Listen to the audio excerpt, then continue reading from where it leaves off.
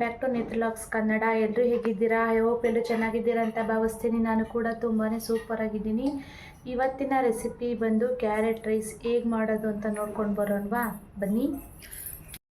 ಮೊದಲಿಗೆ ನಾನು ಗ್ಯಾಸ್ ಹಚ್ಕೊಂಡು ಒಂದು ಬಾಣಲಿನ ಇಟ್ಕೊಂಡಿದ್ದೀನಿ. ಆ ಬಾಣಲಿಗೆ 5ರಿಂದ 6 ಸ್ಪೂನ್ ಆಗುವಷ್ಟು ಎಣ್ಣೆನ ಸೇರಿಸ್ಕೊಳ್ಳಿ. ಎಣ್ಣೆ ಎಲ್ಲ ಚೆನ್ನಾಗಿ ಕಾಯಬೇಕು. ಮತ್ತು ಇನ್ನೂ ಯಾರೆಲ್ಲ ನನ್ನ ಚಾನಲ್ನ ಸಬ್ಸ್ಕ್ರೈಬ್ ಮಾಡ್ಕೊಂಡಲ್ಲೇ ನೋಡ್ತಾ ಇದ್ದೀರಾ, ಪ್ಲೀಸ್ ಹೋಗಿ ಸಬ್ಸ್ಕ್ರೈಬ್ ಮಾಡ್ಕೊಂಡು ನೋಡಿ. ಪಕ್ಕದಲ್ಲಿರುವಂಥ ಬೆಲ್ ಐಕನ್ನ ಕ್ಲಿಕ್ ಮಾಡಿ ಆಲ್ ಅನ್ನೋ ಆಪ್ಷನನ್ನು ಸೆಲೆಕ್ಟ್ ಮಾಡಿದರೆ ನಾನು ಹಾಕುವಂತಹ ವಿಡಿಯೋ ನೋಟಿಫಿಕೇಷನ್ ಮೊದಲು ಬಂದು ಸೇರುತ್ತೆ.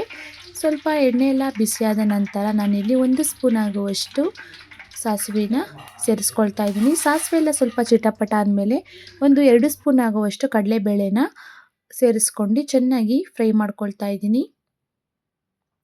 ಈ ವಿಡಿಯೋನ ಸ್ಕಿಪ್ ಮಾಡ್ದಲೇ ಕೊನೆ ತನಕ ನೋಡಿ, ತುಂಬಾ ಟೇಸ್ಟಿಯಾಗಿರುತ್ತೆ. ಇದೊಂದು ರೆಸಿಪಿನ ನೀವು ಟ್ರೈ ಮಾಡಿ ನೋಡಿ, ಹೇಗಿದೆ ಅಂತ ನನಗೆ ಕಮೆಂಟ್ ಸೆಕ್ಷನಲ್ಲಿ ಕಮೆಂಟ್ ಮಾಡಿ.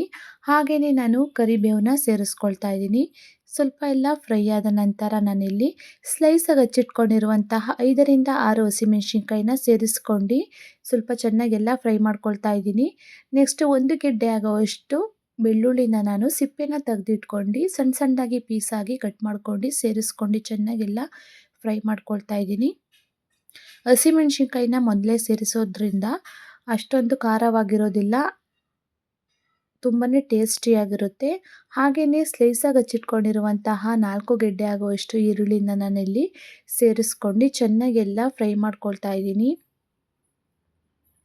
ಸ್ವಲ್ಪ ಎಲ್ಲ ಕಲರ್ ಎಲ್ಲ ಚೇಂಜ್ ಆಗಬೇಕು, ಅಲ್ಲಿ ಗಂಟ ಚೆನ್ನಾಗೆಲ್ಲ ಫ್ರೈ ಮಾಡ್ಕೊಳ್ಳಿ.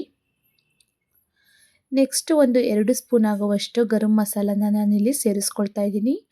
ಹಾಗೆಯೇ ಖಾರಕ್ಕೆ ತಕ್ಕಷ್ಟು ಸ್ವಲ್ಪ ಚಿಲ್ಲಿ ಪೌಡರ್ನ ಸೇರಿಸ್ಕೊಳ್ತಾ ಇದ್ದೀನಿ. ಆಲ್ರೆಡಿ ನಾನು ಹಸಿಮೆಣಸಿನ್ಕಾಯಿನ ಸೇರಿಸಿರೋದ್ರಿಂದ 1 ಸ್ಪೂನ್ ಆಗುವಷ್ಟು ಖಾರದ ಪುಡಿನ ನಾನಿಲ್ಲಿ ಸೇರಿಸ್ಕೊಳ್ತಾ ಇದ್ದೀನಿ. ಹಾಗೆಯೇ 1 ಸ್ಪೂನ್ ಆಗುವಷ್ಟು ಅರಿಶಿನ ಪುಡಿನ ಸೇರಿಸ್ಕೊಂಡು ಚೆನ್ನಾಗಿ ಒಂದೊಳ್ಳೆ ಮಿಕ್ಸ್ ಕೊಟ್ಕೊಳ್ಳಿ. ನೋಡ್ತಾ ಇರ್ಬೋದು ಎಷ್ಟು ಚೆನ್ನಾಗಿ ಕಾಣಿಸ್ತಿದೆ ಅಂತ.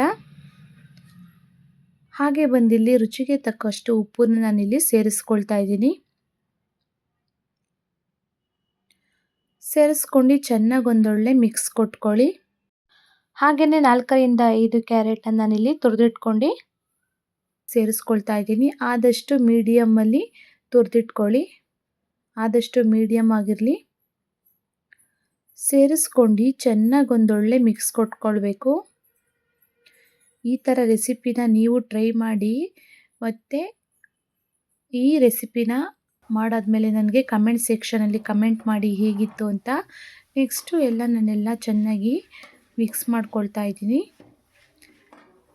8ರಿಂದ 10 ನಿಮಿಷ ಆಗುವಷ್ಟು ಚೆನ್ನಾಗಿ ಬೇಯಿಸ್ಕೊಳ್ಳಿ.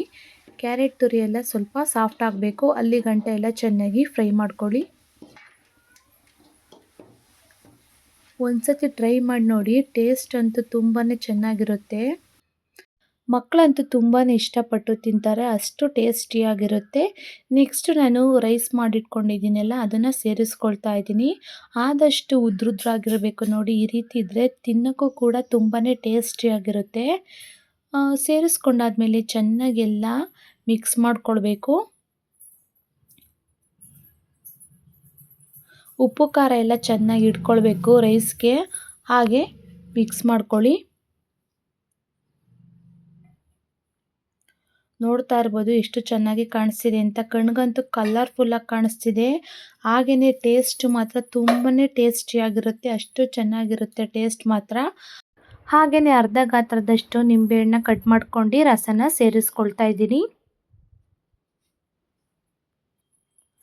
ಹಾಗೆ ಕುಕ್ಕಿಂಗ್ ಡೆಕೋರೇಷನ್ ಕ್ವೀನ್ ಅಂದರೆ ಕೊತ್ತಂಬರಿ ಸೊಪ್ಪನ್ನ ಕಟ್ ಮಾಡ್ಕೊಂಡು ಸೇರಿಸ್ಕೊಳ್ತಾ ಇದ್ದೀನಿ. ಫೈನಲಿ ಕ್ಯಾರೆಟ್ ರೈಸ್ ರೆಡಿ ಆಯಿತು. ಹೇಗೆ ಬಂದಿದೆ ಅಂತ ತೋರಿಸ್ತೀನಿ ಬನ್ನಿ. ವಾವ್, ನೋಡ್ತಾ ಇರ್ಬೋದು ನೀವು ಎಷ್ಟು ಚೆನ್ನಾಗಿ ಕಾಣಿಸ್ತಿದೆ ಅಂತ. ನೋಡ್ತಿದ್ರೆ ತಿನ್ನಬೇಕು ಅನಿಸ್ತಿದೆ, ಅಷ್ಟೊಂದು ಸ್ಪೈಸಿಯಾಗಿ ಸ್ವೀಟಾಗಿ ತುಂಬಾ ಟೇಸ್ಟಿಯಾಗಿರುತ್ತೆ. ಇದೊಂದೊಳ್ಳೆ ರೆಸಿಪಿ ಅಂತಲೇ ಹೇಳ್ಬೋದು. ಲಂಚ್ ಬಾಕ್ಸ್ಗೆ ಒಂದೊಳ್ಳೆ ರೆಸಿಪಿ ಅಂತಲೇ ಹೇಳ್ಬೋದು. ಮಕ್ಳಿಗಂತೂ ಎಷ್ಟು ಉದ್ರುದ್ರಾಗಿದೆ ಅಂತ ನೋಡಿ.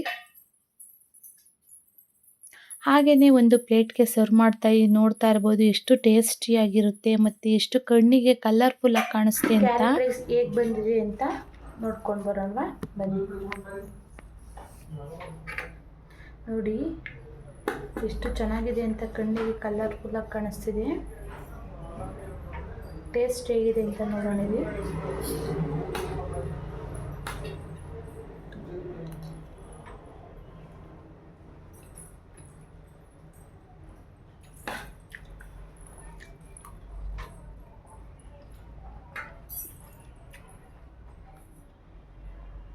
ಟೇಸ್ಟ್ ಮಾತ್ರ ಸೂಪರಾಗಿದೆ. ನೀವು ಒಂದ್ಸತಿ ಈ ರೆಸಿಪಿನ ಟ್ರೈ ಮಾಡಿ. ಮಕ್ಕಳೂ ಕೂಡ ತುಂಬಾ ಇಷ್ಟಪಟ್ಟು ತಿಂತಾರೆ.